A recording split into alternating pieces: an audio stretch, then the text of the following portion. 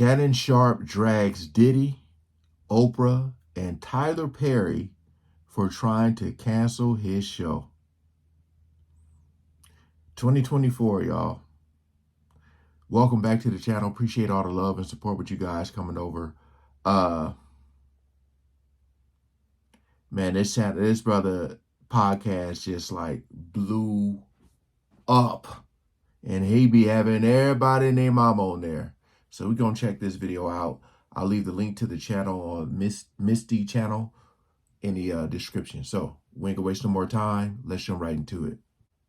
Is that for some reason people come to me and I don't look at them with judgy eyes. I have no predetermined notion or preconceived notions, and they open up to me. That's what they're upset about. Because if you look at a lot of these people that's been on other podcasts. So Shannon Sharpe's podcast club Shay Shay has been blowing up ever since Cat Williams' interview, and he has had many explosive interviews this year alone. And let's just say that some folks in the industry are not loving this one bit.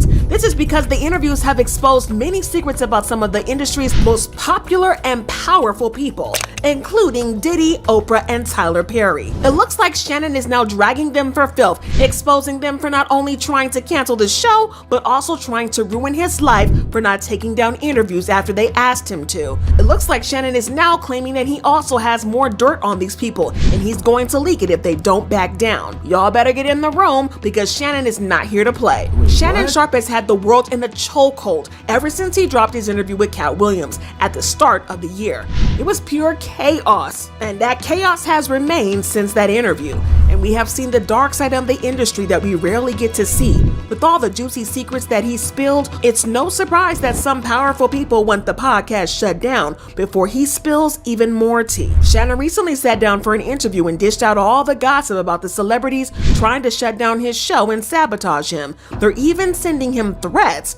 Those stars who were eager to be on the show, they disappeared into thin air. Now everybody knows that the industry is chaotic, but these people are going to extremes with Shannon. Word on the streets is that Shannon's life could be in danger because the haters are in full swing. I didn't know it was gonna cause this kind of ripple. I didn't think it was gonna move me in the direction. I'm glad it did. I understand what comes along with that. But if you remember, in this same interview, Shannon talked about all the crazy stuff he's been dealing with since Cat Williams' interview went viral earlier this year. He had a conversation with Cam Newton and shared why celebrities are comfortable enough to spill all their secrets on his podcast. And Shannon explained that before every interview, he makes it clear to his celebrity guests that they don't have to talk about certain topics if they don't want to, which makes them comfortable enough to tell their own story. I said, is there anything that you don't want to talk about? I always ask the guests that. Sometimes they say, well, I would appreciate if we not talk about this. Right. Cool, no problem. Because I believe you can tell your story without saying something negative. But yes, I believe a person that's been in a business, that's been doing something 10, 15, 20, 30 years are more than one salacious story. Right. That's what I believe. So if they say they want to stay away from it, but if they want to tell something, who am I to say, no, you can't tell that. Right. People, Cam. Now, one major thing that the haters have been using against Shannon is how he is not a real journalist. In his recent interview, Shannon made it clear that he is not a journalist and never claimed to be one. For those who might not know, Shannon is a highly successful retired NFL player who was inducted. Now, with that being said, yeah, I feel like it doesn't take a lot to be a journalist. You just mainly you need to do your research. You need to ask the right questions, and you also need to allow people to talk and respond. I know a lot of times people cut people off. They don't, they always interrupt and never let them get out what they're trying to say, and you just got to listen, man.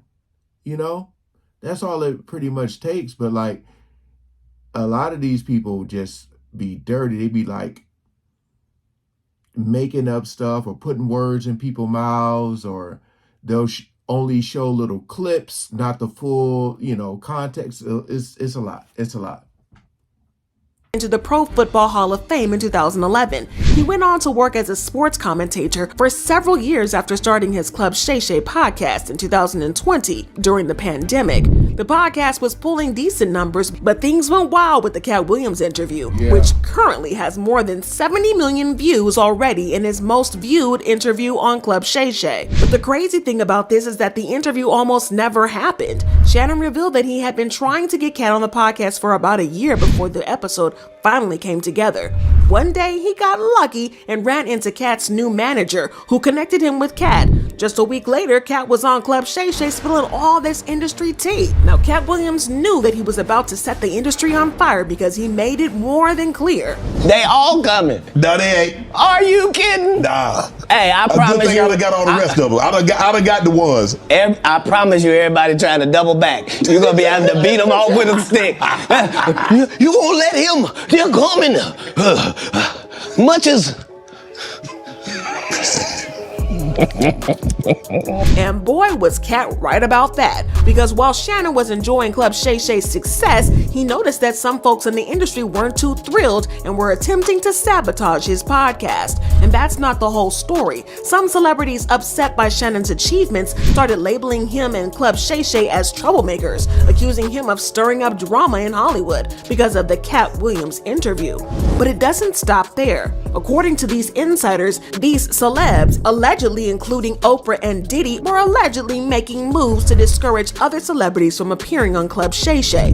Oprah's conflict with Shannon began when he invited Monique to Club Shay Shay. Monique openly criticized Oprah, calling her a narcissistic manipulator. Monique accused both Oprah and Tyler Perry of cheating her and blackballing her career simply because she refused to do something outside her contract. For context, Monique and Oprah have been at odds for years. During their collaboration on the movie Precious, Monique chose to not participate in an unpaid, unscheduled press tour. This decision reportedly angered Oprah so much that she started spreading rumors about Monique being difficult to work with. Because Cookie from the... It's crazy how a lot of the rich people don't want to be like paying up. You know, like, why would you want her to do a unpaid press tour? Like, think about that. That's time and effort, man. You know, she'd probably be like, I could be making money somewhere, but you want, no. That's crazy, man. Show Empire, I was offered that role. Now, Taraji tore it up, baby.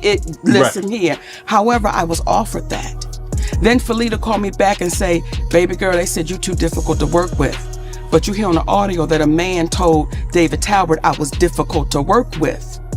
Do you see how that cost my family? Yes. And with no accountability? Of course, this didn't sit well with Oprah at all, and it's not hard to see why. Monique really went in on Oprah during her interview, and she definitely said her piece. It had people talking about how Oprah did Monique dirty. I mean, Oprah even shaded Monique for having negative energy, saying, it's a law that if you meet negative with negative, you will just have a combustive negative force of energy.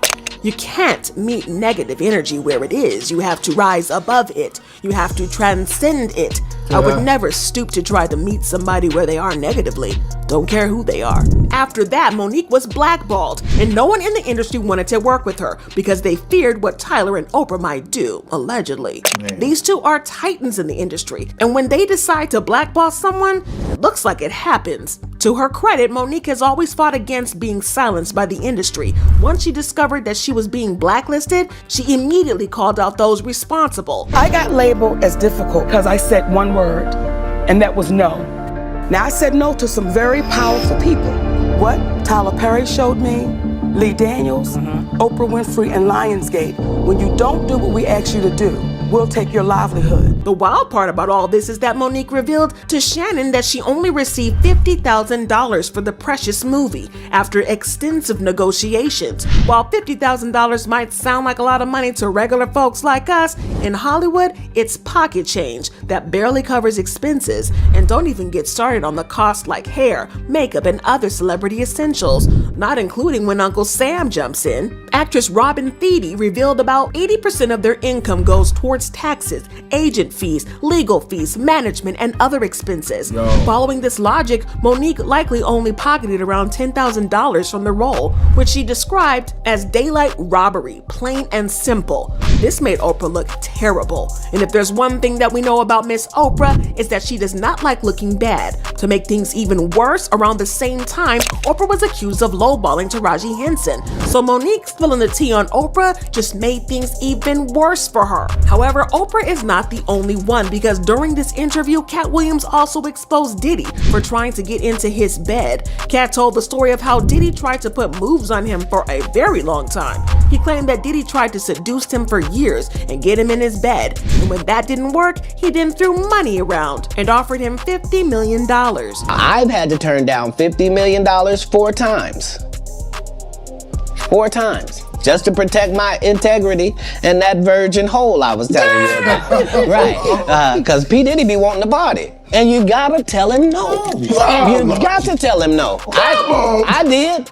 I did. See, I got the receipts for everything I'm telling you. That's why I can say them so freely. Kid, I need to know. You here? Just how desperate was Diddy to get Cat in his bed? Because $50 million for one night stands is just insane. And is it just me, or does it seem like Diddy enjoys the chase? It's a messy situation, and Cat also had people talking about Diddy's parties, the crazy stuff that went down. Again, the timing of this was messy as F, because it was only about 2 weeks after Cassie filed her lawsuit in which she exposed him for gross misconduct. So Cat exposing him in a video with more than 70 million views probably didn't do him any good either. Then we have Tyler Perry, who was exposed by Monique when she exposed Oprah. See, Oprah was not the only one who blackballed Monique, because Tyler also played a role in that. See, the movie Precious was produced by Oprah and Tyler, and they hated the fact that Monique was not willing to work for free, so they allegedly tag teamed her. But Tyler Perry has always denied this, insisting that he didn't say anything about Monique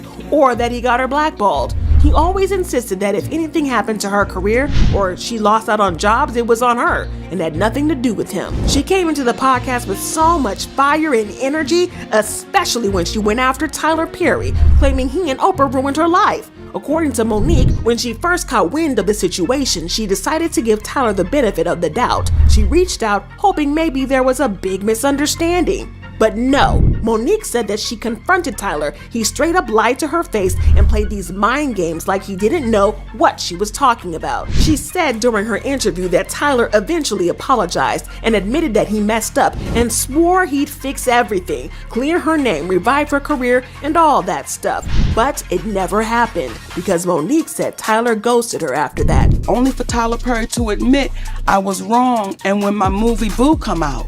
And get this, y'all, she was not playing around. Monique insisted that she had an audio recording of a call with her husband, and Tyler Perry himself. In that recording, she claims Tyler owned up to the starting of that rumor that got her blacklisted, admitting it was out of line and totally unfair. So with all this, it's honestly not all that surprising that Diddy, Oprah, and Tyler would want to shut the podcast down, because it has made them look very bad. Even worse, Shannon has been hinting that he has more dirt on celebs that he's going to spill, and they're trying to stop him from leaking the tea because they know that it's going to be crazy. But you know the fans are all wanting to know what the tea is, and they've been leaving comments saying, the industry hates what it can't control. Keep pushing. These Big people are facts. so sick. That's the problem. The celebrities that have a problem do not, I repeat, do not want those stories discussed, unfolded, or told. It's sad to hear this, but the behavior of these celebrities validates everything Kat said during the podcast. Y'all, this situation is absolutely wild, but I gotta know what y'all feel about this. Do you believe Shannon's got more tea to spill and he has a whole lot of dirt that's gonna come out? Drop your thoughts in comments below, and then check out this next. You know, I seen somewhere he said, you should, if you thought the Cat Williams interview was crazy, you should have heard what he said before the interview, like before they actually sat down, like when they were just chatting it up, you know, I don't know, outside in the lobby, I don't know. But,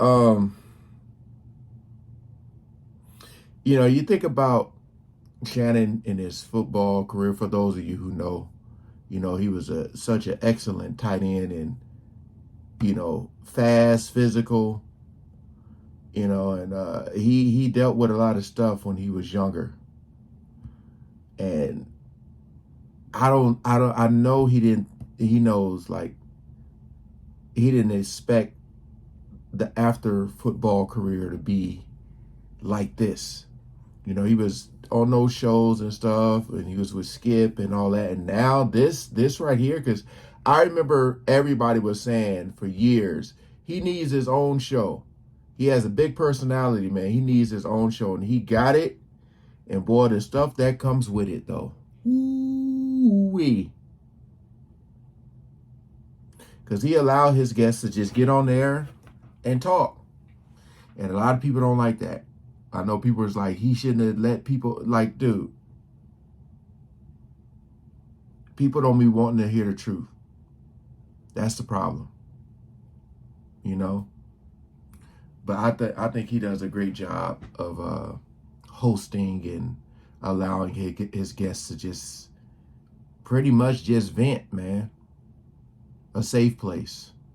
So, all of these people that are probably, you know, trying to get him shut down, they just, you